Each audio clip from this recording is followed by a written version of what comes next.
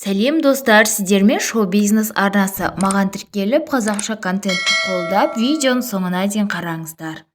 Әнші, актриса, тележүргізуші Анара Батырхан менің өмірім бағдарламасында өзіне қандай жігіттер ұнайтын және болашақ күйеуіне қояр талаптары жайлы айтты. Өнер иесі қазіргі уақытта ақыл тоқтатып тұрмысқа шығуға дайын екенін жеткізді.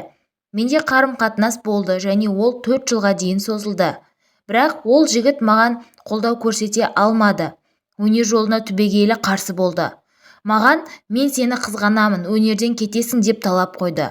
Болашақ күйеуім сауатты, білімді, тәрбиелі, иманды, маған тірек бола алатын жігіт болуы керек. Оның түріне және бойына қараймын. Сүйіп қалсам да ауылда тұратын жігітке тұрмысқа шықпаймын.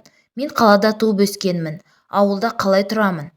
Сондай-ақ менің болашақ күйеуім менен көп ақша табуы керек. Олай болмаған жағдайда мен өзімді нағыз еркектің жанындамын деп санай алмаймын. Себебі мұның соңы жанжалға әкеп соғады, деді Анара Батырхан. Бағдарлама жүргізушісінің айлық табысыңыз қанша деген сауалына актриса 4-5 миллион деп жауап берді. Ол жомарт жігіттерді жоғары бағалайтынын айтып қалды. Мен қолы ашық жомарт жігіттерді жақсы көремін. Менен ештеңе аямауы керек. Сараң жігіттерді кездестіргенмін, дейді актриса. Ол болашақ күйеуіне жоғары талаптар қойдым деп ойламайды.